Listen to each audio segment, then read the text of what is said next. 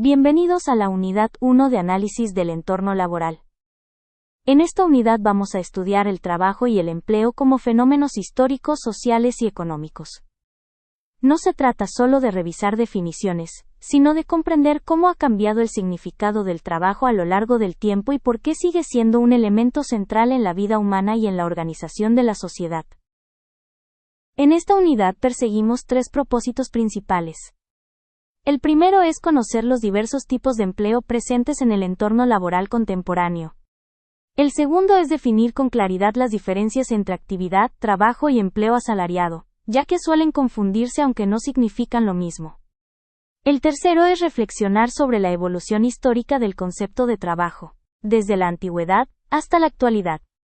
Todo esto es importante porque, en las últimas décadas, los cambios económicos, culturales y sociales han transformado profundamente la manera en que entendemos el trabajo y el empleo.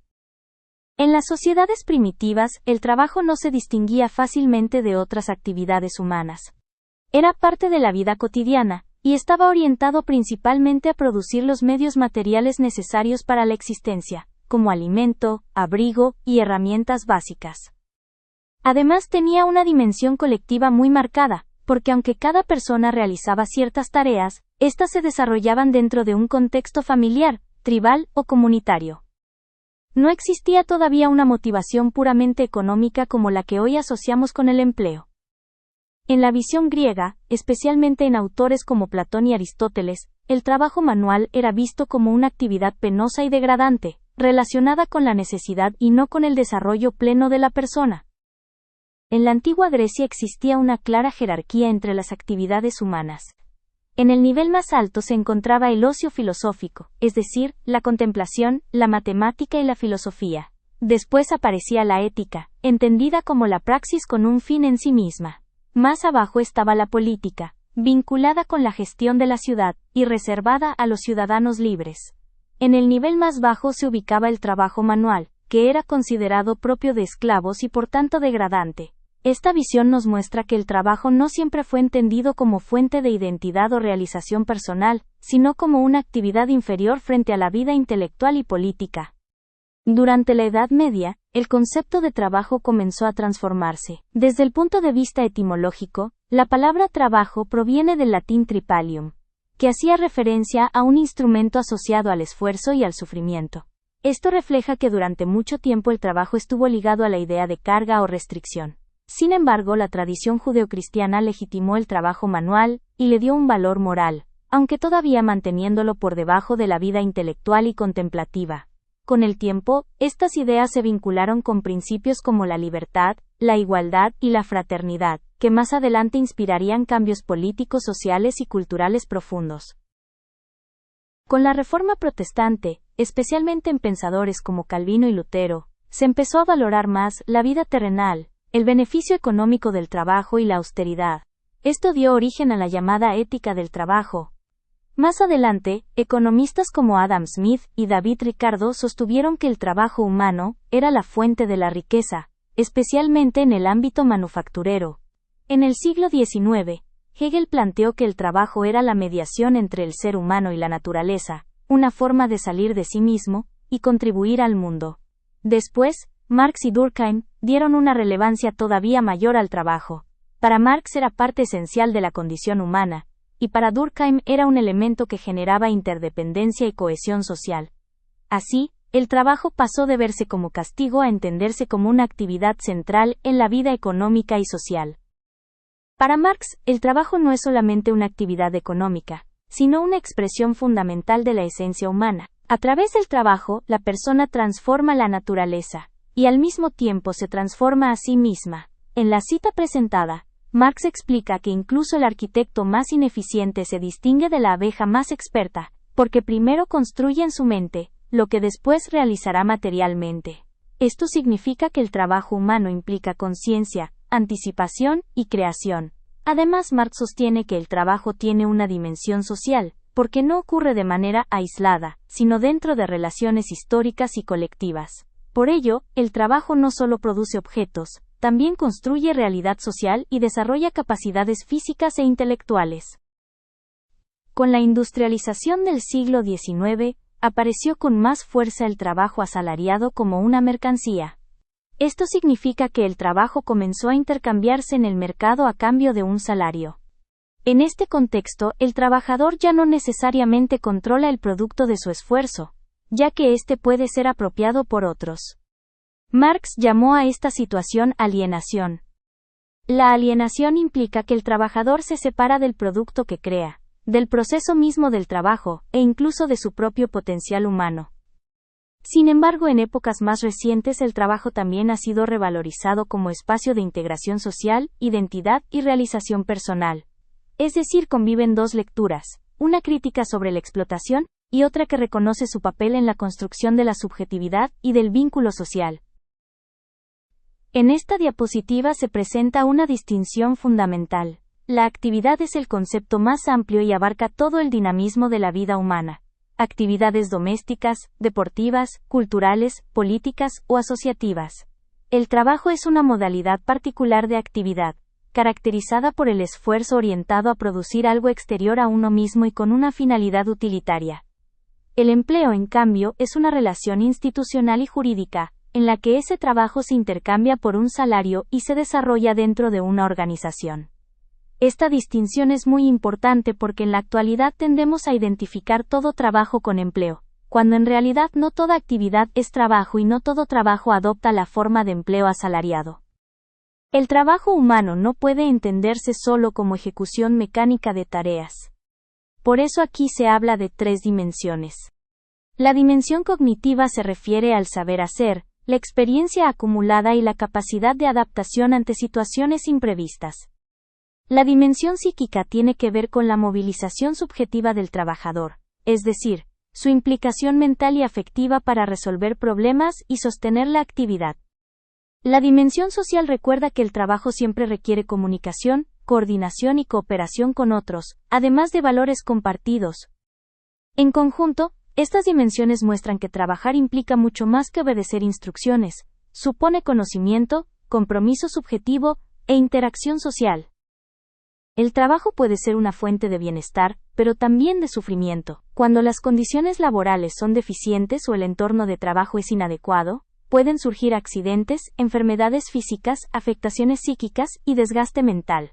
Ante ello, los trabajadores muchas veces construyen mecanismos colectivos de defensa para soportar esas condiciones, pero esos mismos mecanismos pueden tener efectos negativos sobre la productividad, la calidad o el cumplimiento de plazos. Además, la desocupación también puede ser fuente de alienación y de distintos padecimientos. Por eso esta diapositiva plantea una idea central. El trabajo puede operar como factor de salud cuando está bien organizado, pero también puede convertirse en una restricción con efectos desestabilizantes si se desarrolla en condiciones precarias. Aquí se presentan 4 ideas clave sobre la importancia del trabajo. Primero, el trabajo es indisociable de la vida humana, porque es necesario para producir bienes y servicios sin los cuales no podríamos vivir. Segundo, el trabajo desarrolla la personalidad, ya que al realizarlo la persona transforma la naturaleza y moviliza sus capacidades. Tercero, el trabajo construye identidad colectiva, porque genera relaciones, solidaridad y pertenencia a un colectivo laboral. Cuarto, el trabajo trasciende al individuo, ya que sus resultados permanecen en el tiempo y pueden impactar a otras personas y contextos. Estas dimensiones muestran que el trabajo no solo tiene valor económico sino también antropológico, social y jurídico. En esta parte se define el trabajo como una actividad coordinada de hombres y mujeres orientada hacia una finalidad específica: la producción de bienes y servicios con utilidad social. Esta definición subraya que el trabajo exige fuerza física, capacidades cognitivas, experiencia y habilidades. Después se define el empleo como una modalidad particular de trabajo que se desarrolla dentro de un marco institucional y jurídico. El empleo es reconocido como socialmente útil, se remunera mediante un salario individual y cuenta con garantías legales y protección social. En el caso de México, esta relación está regulada por la Ley Federal del Trabajo, la Ley del Seguro Social, y los contratos colectivos. También se menciona la norma fordista y el empleo público, que históricamente ofrecieron estabilidad, promoción por antigüedad y protección social. En el mercado laboral actual existen diversas formas de empleo. El empleo formal se caracteriza por estar registrado legalmente y por otorgar derechos como seguridad social, cobertura de salud y beneficios contractuales. El empleo informal carece de ese registro, y por tanto deja al trabajador en una situación de mayor vulnerabilidad. El empleo independiente o autónomo corresponde a quienes trabajan por cuenta propia, como profesionistas, comerciantes o prestadores de servicios. El empleo público es aquel en el que el Estado actúa como empleador y suele regirse por reglas específicas. Finalmente, el empleo a tiempo parcial implica jornadas reducidas en comparación con la jornada completa. Conocer estas modalidades es esencial para analizar las condiciones reales del entorno laboral contemporáneo. El mercado de trabajo es el espacio donde se encuentran quienes ofrecen su fuerza de trabajo y quienes requieren trabajadores para producir bienes y servicios. La oferta laboral está formada por la población trabajadora disponible, y depende de factores como el tamaño de la población activa, el nivel de calificación, y las expectativas salariales. La demanda laboral proviene de las empresas y está influida por la productividad y los costos laborales. En este mismo marco aparece el desempleo, que puede adoptar varias formas. El desempleo friccional es transitorio, y ocurre entre un empleo y otro. El estructural surge cuando las habilidades de los trabajadores no coinciden con las necesidades del mercado. El cíclico depende de las fases de expansión o recesión económica. Y el estacional está ligado a actividades que cambian según la época del año, como el turismo o la agricultura. El trabajo contemporáneo ha sido moldeado por grandes transformaciones históricas. Primero, el Fordismo y el Taylorismo impulsaron la producción en masa, la estandarización y la división rígida de tareas. Después, la crisis del Fordismo en los años 70 y 80 abrió paso a la flexibilización laboral, la subcontratación y la búsqueda de mayor adaptabilidad. Más tarde, la era de la información introdujo las tecnologías digitales, la automatización y una economía basada en el conocimiento. Finalmente, en el siglo XXI se consolida la economía de plataformas, el teletrabajo y otras formas de empleo mediadas digitalmente. Esto reconfigura la relación laboral tradicional y plantea nuevos desafíos en términos de regulación, derechos y estabilidad. En México, la protección del trabajador se apoya en un marco normativo amplio. El artículo 123 de la Constitución establece derechos laborales fundamentales como salario mínimo, jornada máxima, huelga, seguridad social y protección a la maternidad. La Ley Federal del Trabajo regula las relaciones entre trabajadores y patrones, incluyendo condiciones laborales, jornadas, salarios, vacaciones y terminación del vínculo laboral. La Ley del Seguro Social garantiza servicios médicos, pensiones, guarderías y cobertura frente a riesgos de trabajo. Los contratos colectivos de trabajo fijan condiciones específicas negociadas entre sindicatos y empleadores. Además, organismos como la STPS, el IMSS y el Infonavit supervisan el cumplimiento de estas normas. Todo este marco busca proteger la dignidad y el bienestar de la persona trabajadora. Como cierre de la unidad, esta diapositiva resume la idea central: el trabajo va mucho más allá de su función económica. Es un pilar de la identidad humana, un espacio de realización personal y un motor del progreso social.